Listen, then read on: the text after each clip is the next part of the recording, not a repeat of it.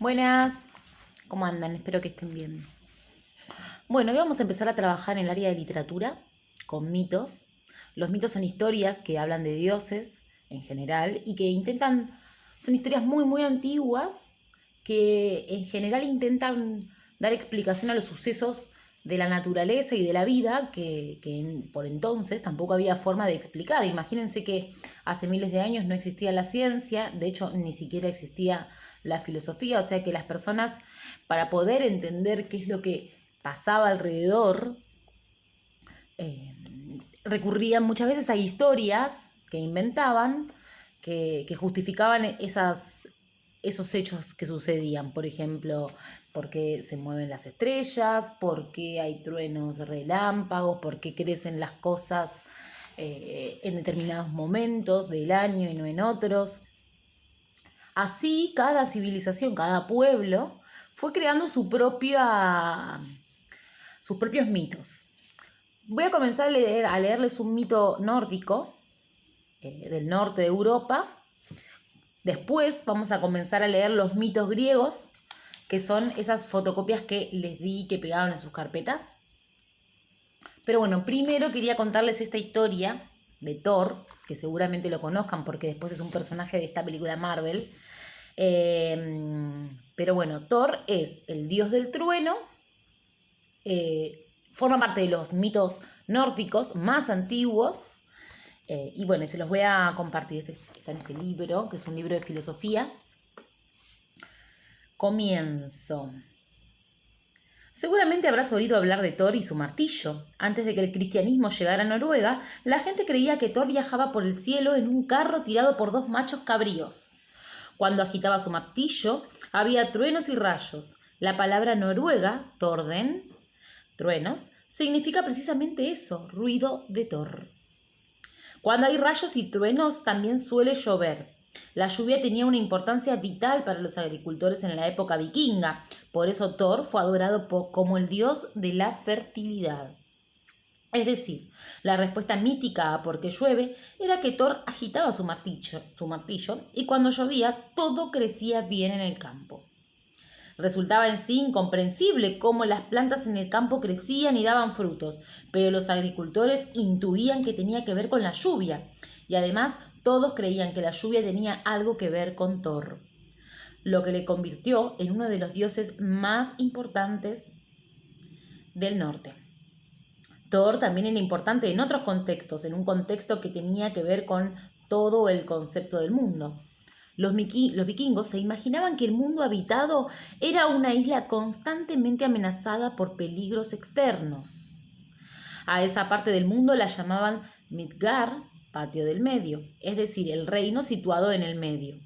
En Midgard se encontraba además Asgard, el patio de los dioses, que era el hogar de los dioses.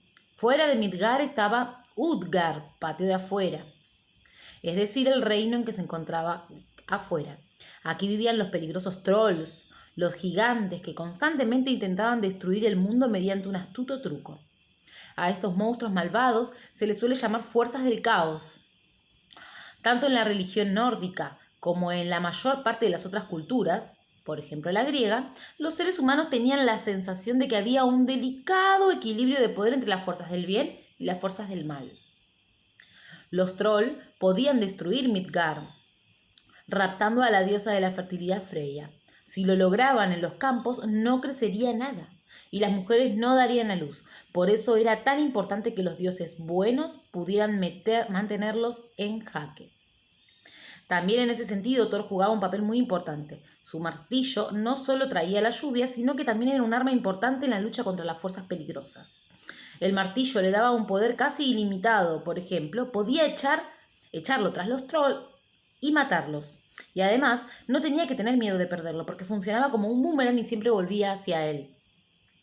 He aquí la explicación mítica de cómo se mantiene la naturaleza y cómo se libra una constante lucha entre el bien y el mal.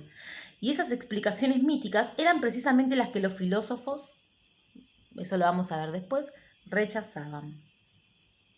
Pero no se trataba únicamente de explicaciones. La gente no podía quedarse sentada de brazos cruzados esperando a que interviniesen los dioses cuando amenazaban las desgracias, tales como las sequías o las epidemias. Las personas tenían que tomar parte activa en la lucha contra el mal. Esta participación se llevaba a cabo mediante distintos actos religiosos o ritos. El acto religioso más importante en la época de la antigüedad noruega era el sacrificio, que se hacía con el fin de aumentar el poder de los dioses.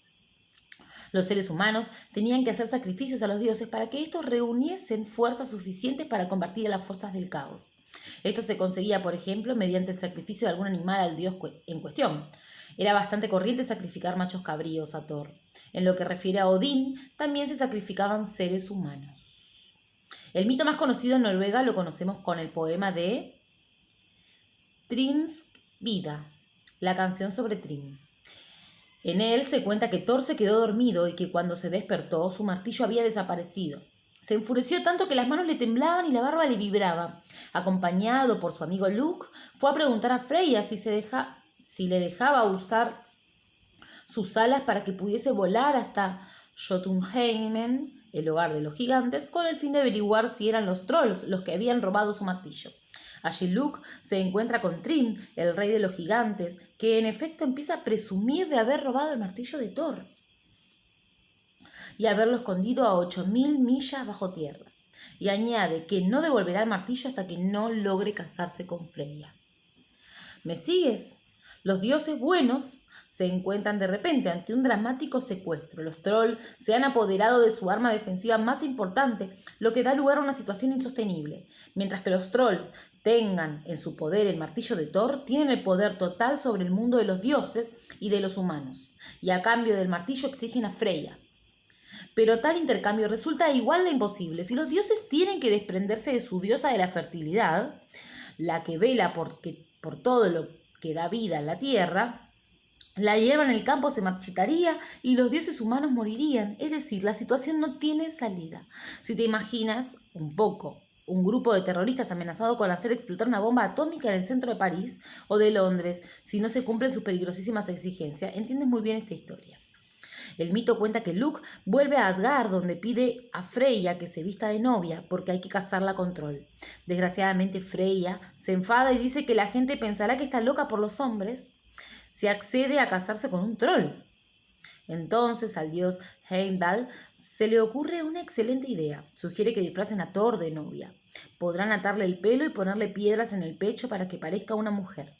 Evidentemente, Thor no le hace muy feliz esta propuesta, pero entiende que finalmente es la única posibilidad que tienen los dioses de recuperar el martillo y seguir el consejo de Heimdall. Al final, Thor se viste de novia. Luke le va a acompañar como dama de honor. Vayamos las dos mujeres a Jotunheimen, dice Luke. Si prefiere un idioma más moderno, diríamos que Thor y Luke son los policías antiterroristas de los dioses. Disfrazados de mujeres, deben mantenerse en el baluarte de los trolls para recuperar el martillo de Thor. En cuanto llegan, los trolls empiezan con los preparativos de la boda, pero durante la fiesta nupcial, la novia, es decir, Thor, se come un buey entero y 8 salmones. También se bebe 3 barriles de cerveza. A Thrym le extraña y los soldados del comando disfrazados están a punto de ser descubiertos. Pero Luke consigue escapar de la peligrosa situación. Dice que Freya no ha comido en 8 noches por la enorme ilusión que le daba la boda. Thrym levanta el velo para besar a la novia, pero se da un salto de susto al mirar dentro de los agudos ojos de Thor. También, esta vez es Luke el que salva la situación. Dice que la novia no ha dormido en 8 noches por la enorme ilusión que le hacía la boda. Entonces Thrym ordena que se traiga el martillo y que se ponga sobre las piernas de la novia durante la ceremonia de la boda. Se cuenta que Thor se echó a reír cuando le llevaron su martillo. Primero mató a Thrym, luego a toda la estirpe de los gigantes y así el siniestro secuestro tuvo un lugar feliz. Una vez más Thor, el Batman o el James Bond de los dioses, había vencido a las fuerzas del mal.